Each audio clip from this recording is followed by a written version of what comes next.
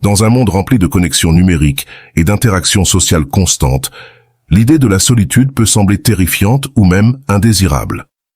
Cependant, des figures comme Carl Jung nous ont alertés sur les dangers de cette condition et sa capacité à devenir addictive. Mais que diriez-vous si je vous disais que la solitude peut être plus qu'un simple état d'isolement?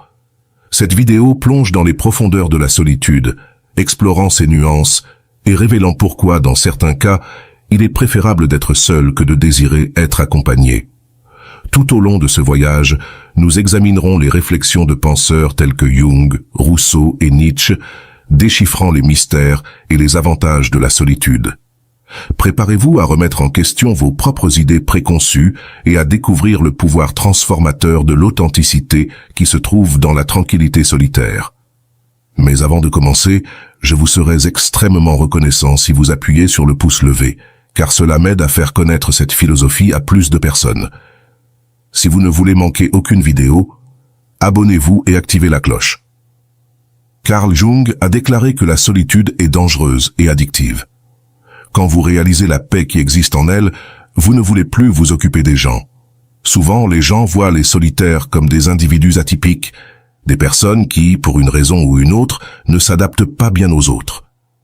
Ils sont perçus avec des caractéristiques ou des qualités qui ne s'alignent pas avec les normes du groupe.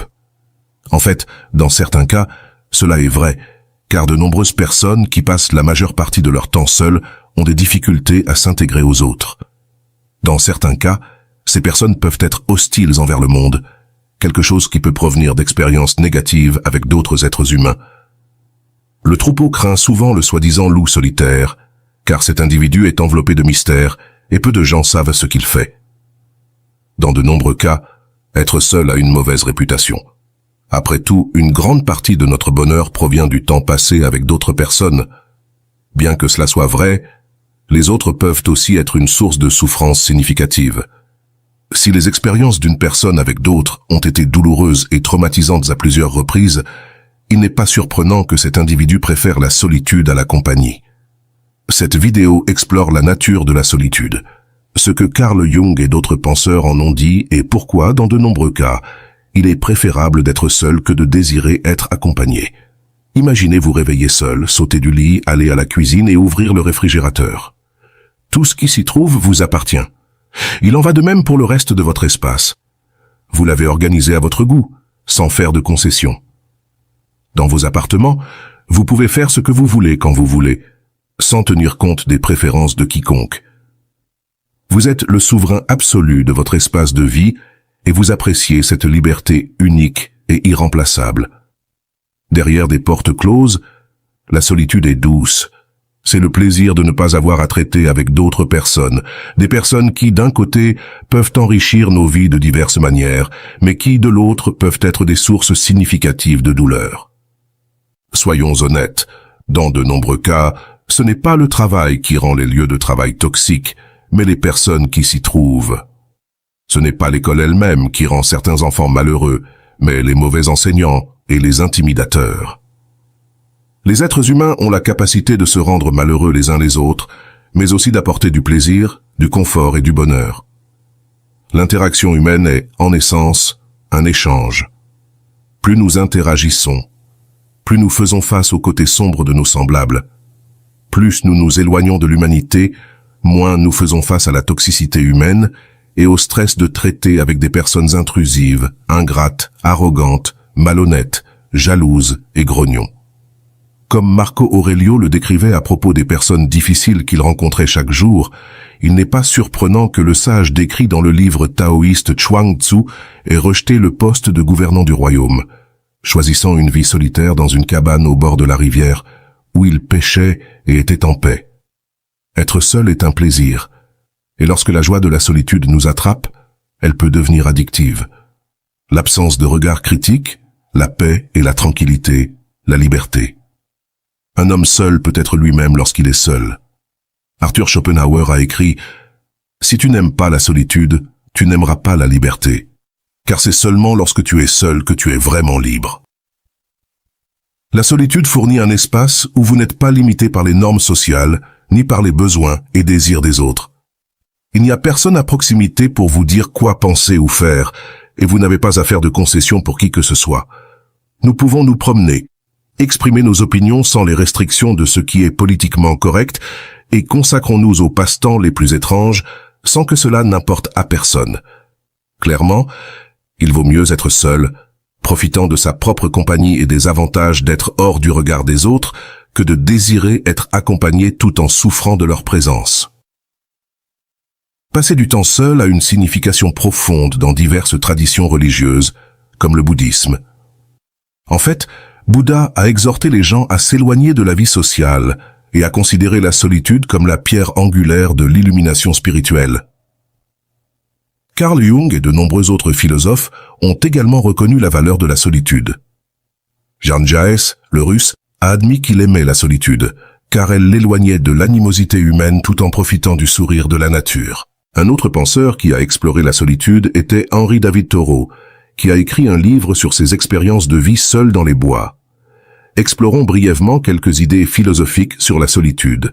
Le Sutra du rhinocéros, un texte bouddhiste, décrit un moine qui marche seul, utilisant la métaphore du rhinocéros, un animal solitaire, pour montrer l'importance de la solitude dans le chemin bouddhiste. Le sutra défend fermement la solitude, suggérant que s'éloigner d'une vie sociale agitée peut nous aider à voir les choses plus clairement et à grandir en tant qu'individu. Selon ce texte ancien, éviter les attachements bénéficie à la vie spirituelle car les relations apportent des attentes sociales, un fardeau lourd. De plus, les plaisirs sensoriels, bien que plaisants au départ, peuvent mener à la souffrance. Les gens peuvent nous épuiser, et le plaisir sensoriel, en général, implique une quête sans fin de satisfaction. Avoir beaucoup d'interactions sociales nous empêche également de faire des choses qui nous bénéficient réellement sur le plan spirituel, comme la méditation, l'autoréflexion et la contemplation d'enseignements profonds. Le rhinocéros, dans ce cas, personnifie la force, la résistance et le détachement, supportant les adversités de la vie avec équanimité. Le sutra du rhinocéros affirme « Ayant abandonné la passion, l'aversion, l'illusion, ayant brisé les chaînes, marche seul comme un rhinocéros. » La désinvolture et la solitude vont de pair. Quand nous sommes seuls, nous pouvons nous distancier du monde bruyant, marqué par la pression de la conformité. À distance, en tant qu'observateurs de l'humanité, nous pouvons voir plus clairement à quoi nous nous conformons. Quand nous sommes immergés dans la société, nous prenons pour acquis beaucoup de ces normes, coutumes, traditions, croyances et valeurs, sans les remettre en question. Cependant, dans la solitude, nous pouvons interroger pourquoi nous suivons ces règles. Les sages taoïstes s'éloignaient souvent du monde, tournant le dos à la société et à sa rigidité, cherchant une forme de vie plus pure et essentielle connue sous le nom de Tao. La solitude était la réponse, car être seul les protégeait des influences externes dont ils cherchaient à se libérer. Le philosophe américain Henry David Thoreau a également fait l'expérience de cette libération de la société en vivant seul à Walden Pond, une expérience qu'il a relatée dans son œuvre Walden.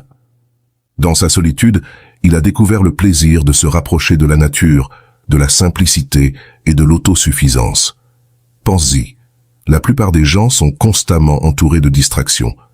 Amis, collègues et membres de la famille exigent notre attention chaque jour et même si nous ne sommes pas avec eux en personne, ils restent présents à travers nos téléphones. Tout ce bruit humain nous empêche de nous connecter à la source d'où nous venons et à laquelle nous retournerons finalement. La grande mère nature, une force qui travaille dans le silence et avec constance. La capacité de se déconnecter dans la solitude s'applique également à la perspective de la vie selon le nihilisme. Pour Nietzsche, passer du temps seul n'était pas une question de spiritualité ou de connexion avec la nature. Il le voyait comme une façon de s'éloigner du troupeau humain contaminé par ce qu'il appelait la moralité des esclaves, un système de valeurs qui nous dépouille de notre pouvoir et nous transforme en moutons dociles. Nietzsche critiquait également les pasteurs et leur moralité, car il les voyait comme faisant partie du même système d'oppression et de soumission. Pour lui, la solitude permettait de transcender ce système, en créant de nouvelles valeurs individuelles au-delà de la structure conventionnelle. La solitude, alors, nous permet de nous connaître nous-mêmes, d'embrasser notre individualité et de réfléchir à la manière dont nous voulons vivre de façon authentique selon nos propres termes. Ainsi que ce soit en cherchant l'illumination spirituelle, une connexion plus profonde avec la nature. En s'éloignant des valeurs traditionnelles ou en créant un sens individuel, la solitude peut être notre compagne. C'est pourquoi il n'est pas surprenant que de nombreuses personnes aspirent à être seules, trouvant dans cet espace une liberté qu'elles ne parviennent pas à atteindre en compagnie. Alors, nous pourrions nous demander, le désir de solitude signifie-t-il qu'en tant que participants à la vie sociale, nous avons un désir sincère d'être seuls? L'interaction sociale est toujours un échange. Tu donnes un peu, tu reçois un peu, mais parfois tu peux ne pas vouloir donner ce que tu donnes ou recevoir ce que tu reçois.